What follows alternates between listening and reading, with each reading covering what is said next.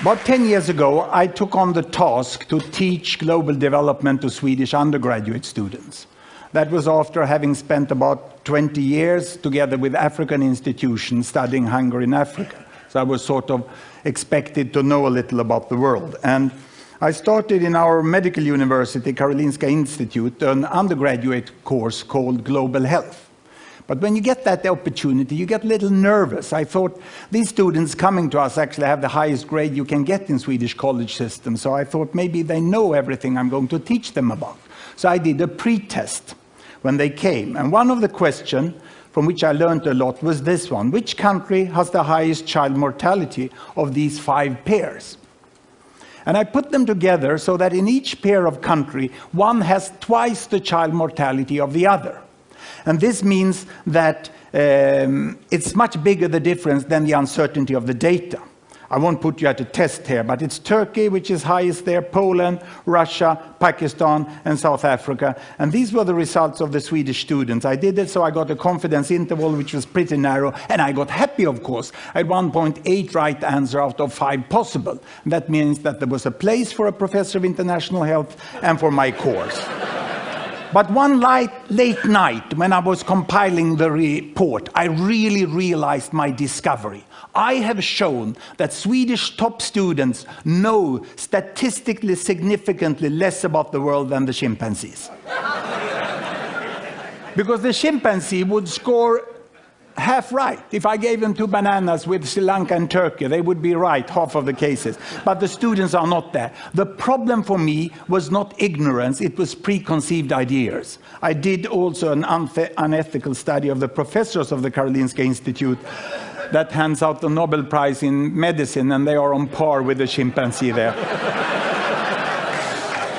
So this is where I realized that there was really a need to communicate, because the data of what's happening in the world and the child health of every country is very well aware. So we did this software which displays it like this. Every bubble here is a country. This country over here is, this is China. And this is India. The size of the bubble is the population. And on this axis here, I put fertility rate. Because my students, what they said when they looked upon the world, and I asked them, what do you really think about the world? Huh? Well, I first discovered that the textbook was Tintin mainly. And they said the world is still we and them. And we is Western world, and them is third world. And what do you mean with Western world? I said, well, that's long life in small family. And third world is short life in large family. So this is what I could display here.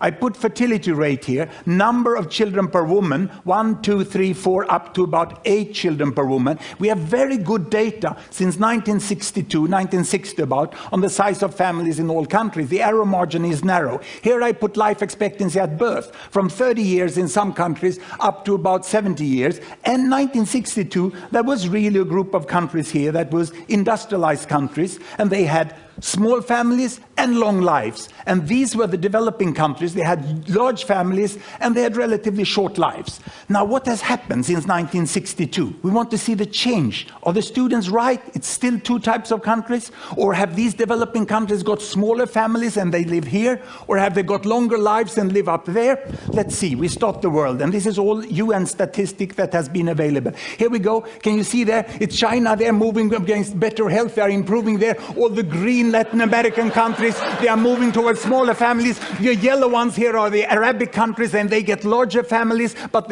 longer lives, but not larger families. The Africans are the green down here. They still remain here. This is India. Indonesia is moving on pretty fast. And in the 80s here, you have Bangladesh still among the African countries there. But now Bangladesh, it's a miracle that happens in the 80s. The imams start to promote family planning, and they move up into that corner. And in 90s, we have the terrible HIV epidemic that takes down the life expectancy of the African countries, and all the rest of the world moves up into the corner where we have long lives and small family, and we have a completely new world.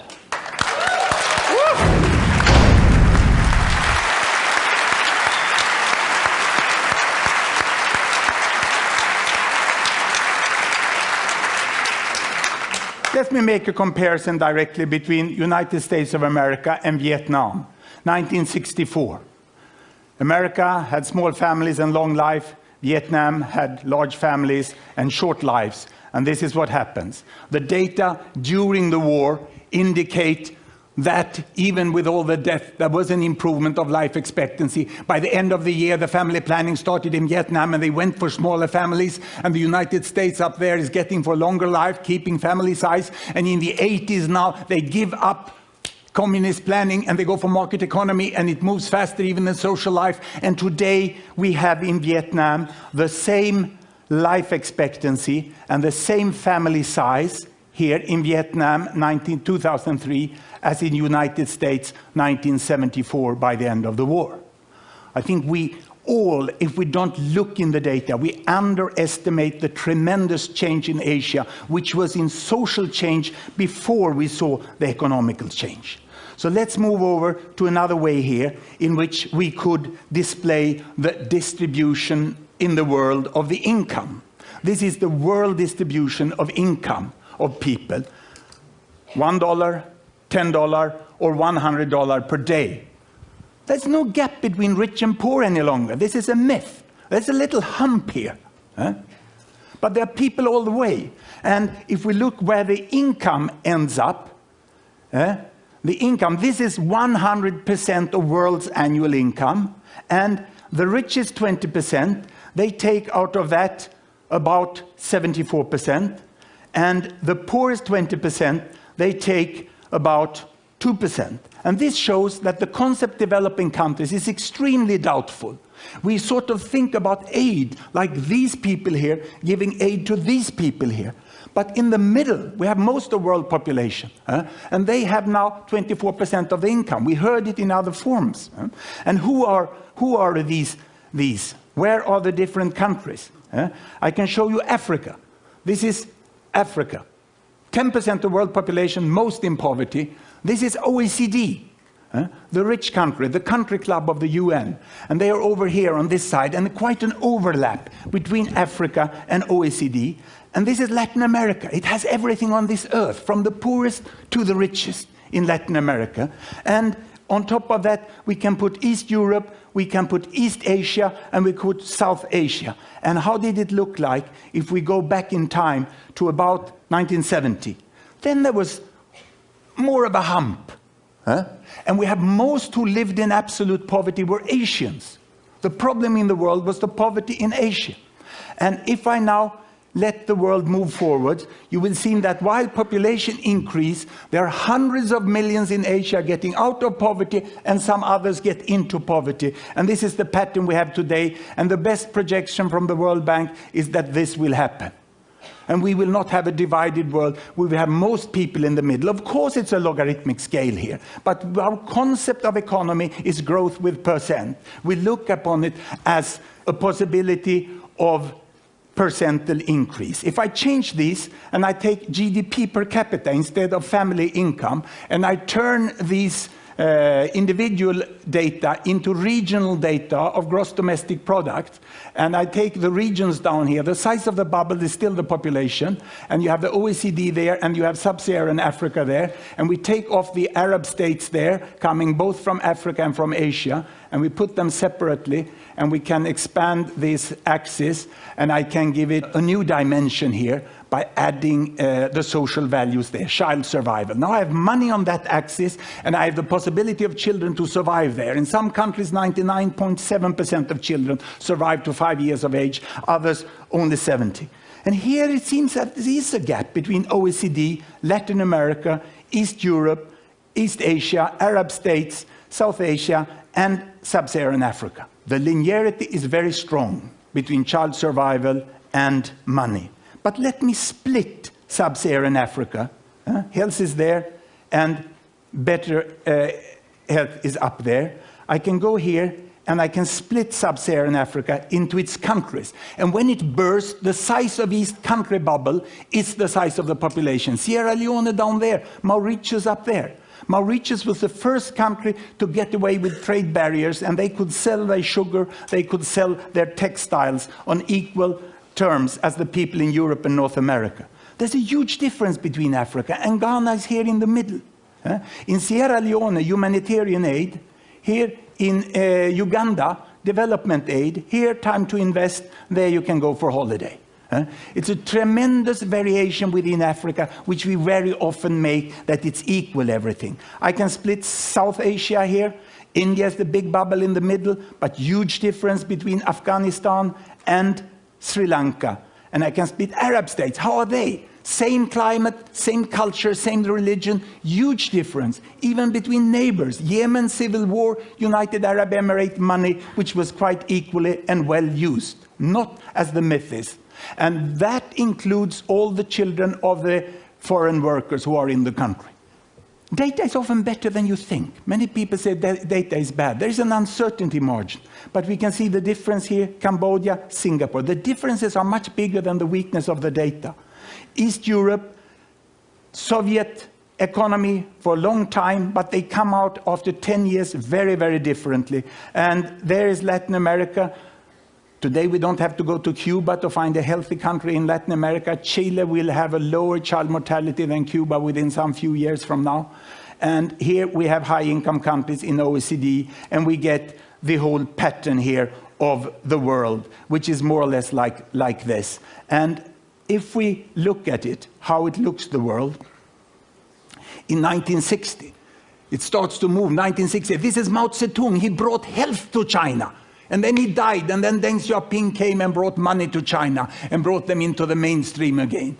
And we have seen how countries move in different directions like this. So it's sort of difficult to get an example country which shows the pattern of the world. But I would like to bring you back to about here at 1960.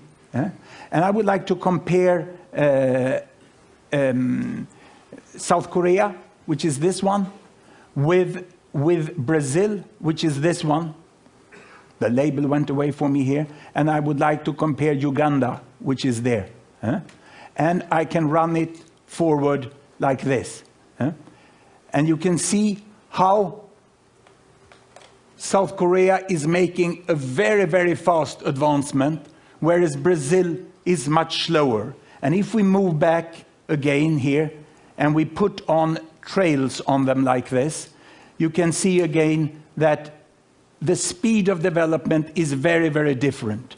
And the countries are moving more or less in the same rate as money and health. But it seems you can move much faster if you are healthy first than if you are wealthy first. And to show that, you can put on the way of United Arab Emirates. They came from here. A mineral country. They catch all the oil, they got all the money, but health cannot be bought at the supermarket. You have to invest in health. You have to get kids into schooling. You have to train health staff. You have to educate the population. And Sheikh Zayed did that in a fairly good way. And in spite of falling oil prices, he brought this country up here. So we got a much more mainstream appearance of the world, where all countries tend to use their money better than they used in the past. Now, this is more or less if you look at average data of the countries. They are like this. Now, that's dangerous to use average data because there's such a lot of difference within countries. So if I go and look here, we can see that Uganda, that today is where South Korea was 1960. If I split Uganda, there's quite a difference within Uganda. These are the quintiles of Uganda. The richest 20% of Ugandans are there. The poorest are down there. If I split South Africa, it's like this. And if I go down and look at Niger, where there was such a terrible famine, lastly, it's like this. The 20% poorest of Niger is out here, and the 20% richest of South Africa is there, and yet we tend to discuss on what solutions there should be in Africa. Everything in this world exists in Africa. And you can't discuss universal access to HIV for that quintile up here with the same strategy as down here. The improvement of the world must be highly contextualized. And it's not relevant to have it on regional level. We must be much more detailed. We find that students get very excited when they can use this. And even more policymakers and the corporate sectors would like to see how the world is changing. Now, why doesn't this take place? Why are we not using the data we have? We have data in the United Nations, in the national statistical agencies, and in universities and other non-governmental organizations, because the data is hidden down in the databases. And the public is there, and the internet is there, but we have still not used it effectively. All that information we saw changing in the world does not include publicly funded statistics. There are some web pages like this, but they take some nourishment down from the databases, but people put prices on them, stupid passwords and boring statistics. And this won't work. So what is needed? We have the databases. It's not a new database you need. We have wonderful design tools, and more are added up here. So we started a non-profit venture, which we called Linking Data to Design. We call it Gapminder, from London Underground, where they warn you, mind the gap. So we thought Gapminder was appropriate. And we started to write software which could link the data like this. And it wasn't that difficult. It took some person years, and we have produced animations. You can take a data set and put it there. We are liberating UN data. Some few UN organizations, some countries accept that their databases can go out on the world. But what we really need is, of course, a search function. A search function where we can copy the data up to a searchable format and get it out in the world. And what do we hear when we go around? I've done anthropology on the main statistical units. Everyone says it's impossible. This can't be done. Our information is so peculiar and detailed, so that cannot be searched as other can be searched. We cannot give the data free to the students, free to the entrepreneurs of the world. But this is what we would like to see, isn't it? The publicly funded data is down here, and we would like flowers to grow out on the net. And one of the crucial points is to make them searchable, and then people can use the different design tool to animate it there. And I have a pretty good news for you. I have a good news that the present new head of UN Statistics, he doesn't say it's impossible. He only says we can't do it. And that's a quite clever guy. Huh? So we can see a lot happening in data in the coming years. We will be able to look at income distributions in completely new ways.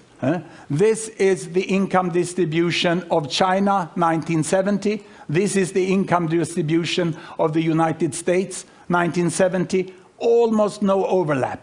Almost no overlap. And what has happened? What has happened is this. That China is growing, it's not so equal any longer, and it's appearing here, overlooking the United States, almost like a ghost, isn't it? Huh? It's pretty scary.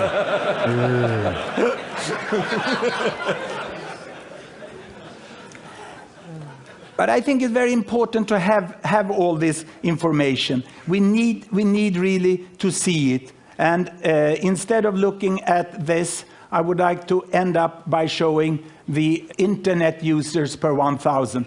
In this software, we access about 500 variables from all the countries quite easily. It takes some time to change for this. But on the axes, you can quite easily get any variable you would like to have. And the thing would be to get up the databases free, to get them searchable, and with a second click to get them into the graphic formats where you can instantly understand them. Now the statisticians doesn't like it because they say that this will not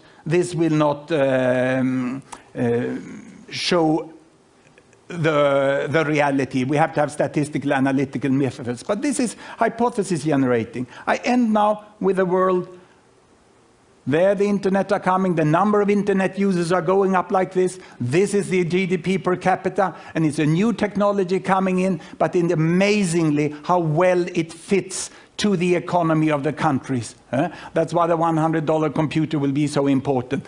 But it's a nice tendency. It is as if the world is flattening off, isn't it? These countries are lifting more than the economy. And it will be very interesting to follow this over the year, as I would like you to be able to do with all the publicly funded data. Thank you very much.